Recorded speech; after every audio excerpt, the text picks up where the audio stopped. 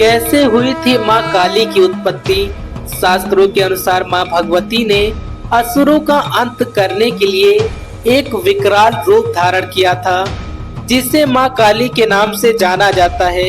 इनकी आराधना से मनुष्य के सभी भय, सभी कष्ट दूर हो जाते हैं। माँ दुर्गा का विकराल रूप है माँ काली। शास्त्रों में माँ के इस रूप को धारण करने को लेकर कई सारी कथाएं प्रचलित हैं। आइए जानते हैं कि माँ के विकराल रूप के पीछे की वास्तविक कथा क्या है। एक बार दारुक नामक राक्षस ने परमपिता ब्रह्मा जी को प्रसन्न किया। ब्रह्मा जी के वरदान से वो देवों, ब्राह्मणों को प्रलय की अग्नि के समान घोर दुख देने लगा।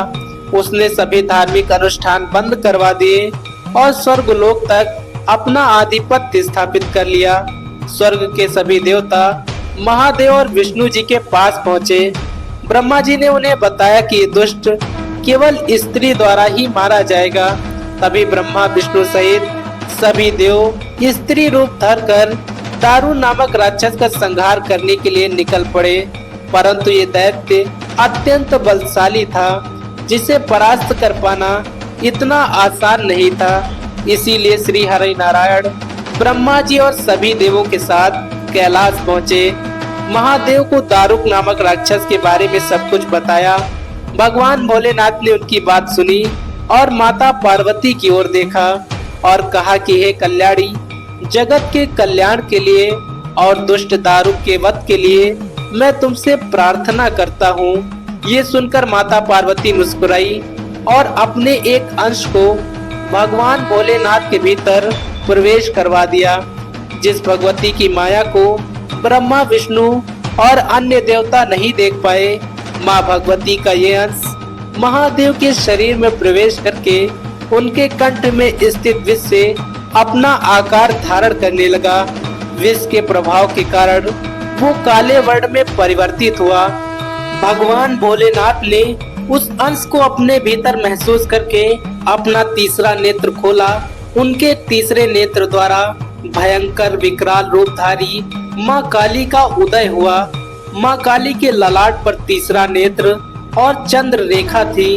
कंठ में कराल विष का विशाल चिन्ह था। हाथ में त्रिशूल और अन्य कई शस्त्रों से वो सुसज्जित थी। माँ काली के विकराल रूप को देखकर सभी देवता इधर उधर भागने लगे। माँ काली के हुंकार मात्र से दारुक समेत उसकी सभी असुर सेना जलकर राख हो गई। माँ की क्रोध की ज्वाला से संपूर्ण लोक जलने लगा। उनके क्रोध से संसार को जलता देख भगवान शिव ने एक बालक का रूप धारण किया। शिव शमशान पहुँचे और वहाँ लेटकर रोने लगे। तब माँ काली ने शिव रूपी इस बालक को देखा तो वो उस रूप पर मोहित हो गई।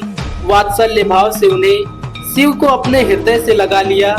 भोलेनाथ को हृदय से लगाते ही माता काली का क्रोध शांत हो गया।